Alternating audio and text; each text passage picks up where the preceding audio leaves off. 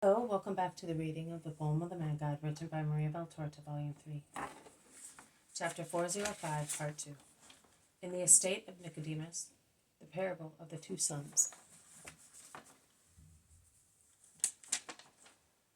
The conversation continues. Oh, the woman is astonished, dreaming of such an era of love.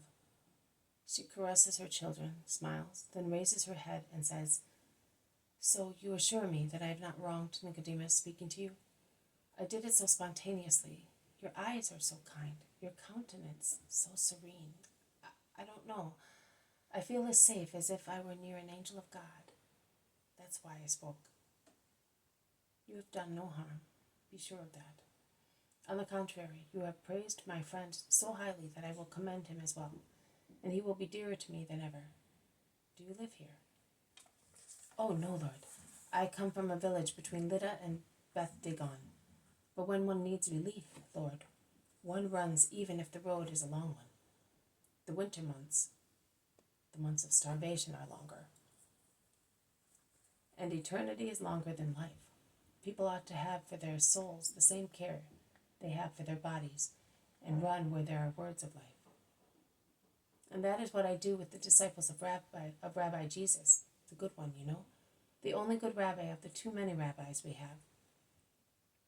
"You do the right thing, woman," says Jesus, smiling, but making gestures to Andrew and James of Zebedee, who are with him, whereas the others have gone towards Nicodemus's house, to stop gesticulating, to make the woman understand that it is Rabbi Jesus who is speaking to her.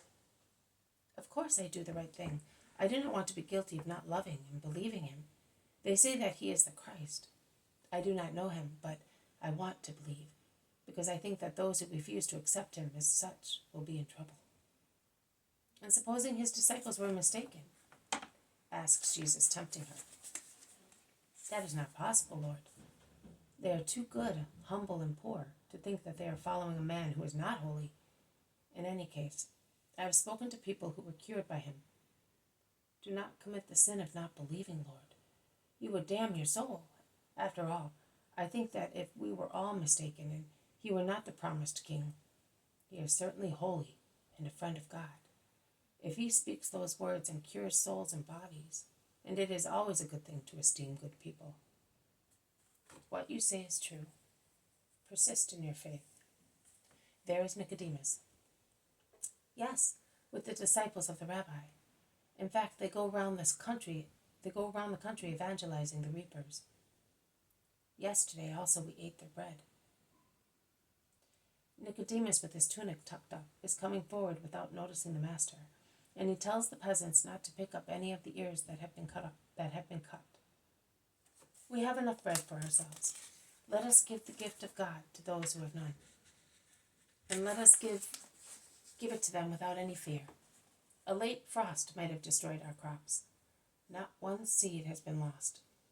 Let us give God's bread back to him by giving it to his unhappy children. And I can assure you that next year's harvest will be even more plentiful, 10 times richer, because he said so. An overflowing measure will be given to those who give." The peasants, respectful and happy, listen to their master, nodding assent. And Nicodemus, from one field and one group to another, repeats his kind instructions. Jesus, half hidden by a curtain of canes near a partition ditch, approves and smiles. The more Nicodemus approaches him, the more he smiles, as their meeting and the disciples' surprise are now very close at hand. In fact, Nicodemus jumps over the ditch to go into other fields and becomes petrified before Jesus, who stretches his arms towards him. At last he recovers his power of speech. "Holy Master, how come you are here with me? May you be blessed to become acquainted with you, if there was any such need, though the words of the most sincere witnesses, those whom you overwhelm with charity." Nicodemus is on his knees, prostrated on the ground, and also the disciples, led by Stephen and Joseph from Emmaus on the mountains, are on their knees. The peasants and the poor people present understand, and they all prostrate themselves. venerating the Master, seized with astonishment. Stand up. Up to a little while ago, I was the wayfarer who inspired confidence. Continue to consider me as such, and love me without any fear. Nicodemus, I sent the 10 apostles who are missing to your house. I spent the night outside to watch that an order was carried out. Yes, and God blesses you for that order. Which voice told you that this year, and not the next one, is a year of grace, for instance? I do not know. And I know I am not a prophet, but I am not a fool, and a light from heaven was added to my intelligence. My Master, I wanted the poor to enjoy the gifts of God while God is still among the poor. And I dared not hope to have you to give a sweet flavor and sanctifying power to these crops, to my olive groves, vineyards, and orchards, which will be for the poor children of God, my brothers. But now that you are here, raise your blessed hand and bless them, so that, with the nourishment of the body, the holiness emanating from you may descend into those who will feed on them. Yes, Nicodemus, yours is a just desire approved of by heaven. And Jesus opens his arms to bless. Oh, wait! That I may call the peasants. And with a whistle he whistles 3 times, and the shrill sound spreads in the calm air, causing reapers, gleaners, and curious people to rush from everywhere. A little crowd. Jesus opens his arms and says, through the power of the Lord, for the desire of his servant, may the grace of health, both of soul and body, descend upon every grain, every grape, olive, and fruit, and may it prosper and sanctify those who eat of them with good spirit, free from concupiscence and hatred, and willing to serve the Lord by obeying his divine, perfect will. So be it, replied Nicodemus, Andrew, James, Stephen, and other disciples. So be it, replied the people of the crowd, standing up, as they had knelt down to be blessed. Stop the work, my friend. I want to speak to them. A gift and a gift. Thank you, on their behalf, Master. They go into the shade of a thick orchard and wait for the arrival of the 10, who had been sent to the house. They in fact arrive panting and disappointed at not finding Nicodemus. Jesus then begins to speak. Peace be with you. I wish to propose a parable to all of you standing here around me, so that each of you may avail himself of the teaching and of the part that is more suitable to him. Listen. A man had 2 sons. He approached the first and said, Son, come and work in your father's vineyard today. It was a great sign of honor on his father's side. He in fact thought that his son was capable of working where, up to then, his father had worked. He obviously saw in his son goodwill, perseverance, capability, experience, and love for his parent.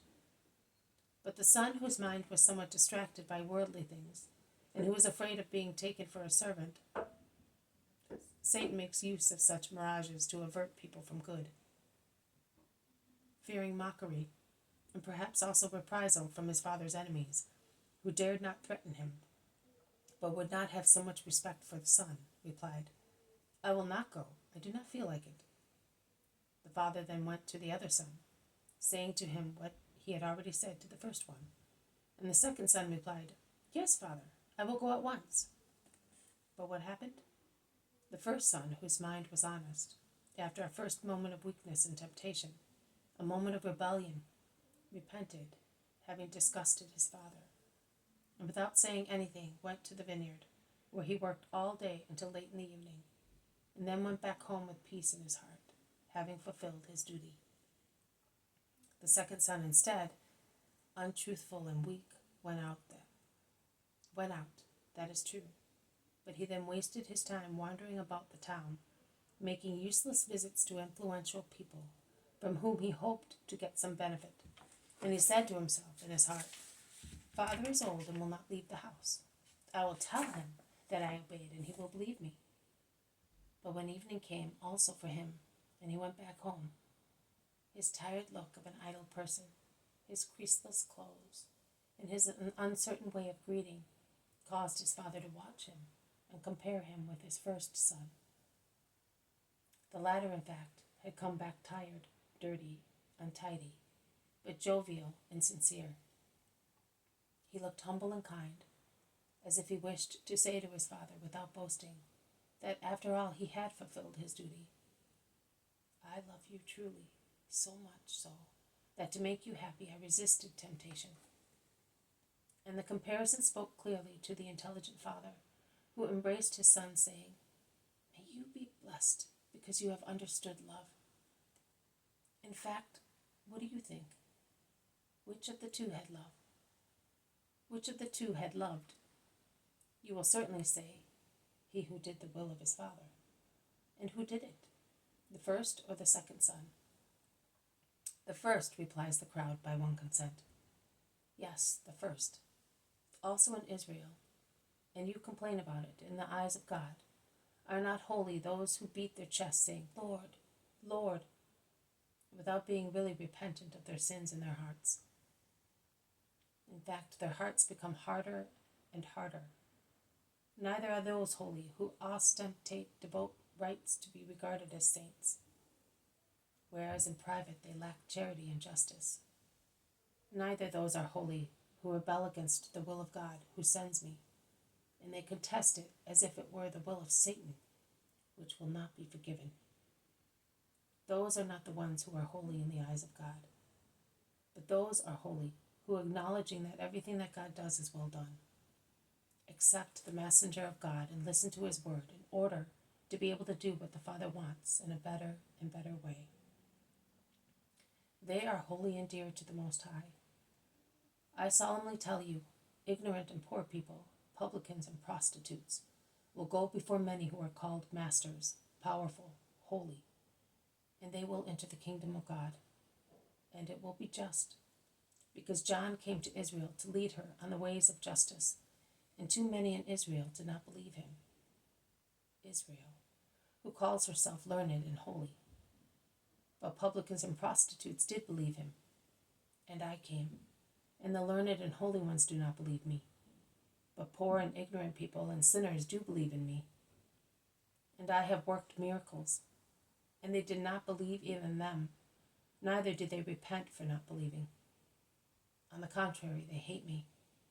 And those who love me, well, I say, blessed those who can believe in me, and thus do the will of God, in whom there is eternal salvation. Increase your faith and persevere. You will possess heaven because you knew how to love the truth. Go. May God be always with you.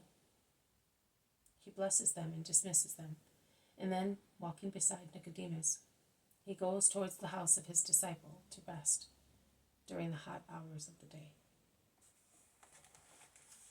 This has been a reading from the poem of the Man God, written by Maria Valtorta, Volume 3, Chapter 405, Part 2, In the Estate of Nicodemus, the Parable of the Two Sons.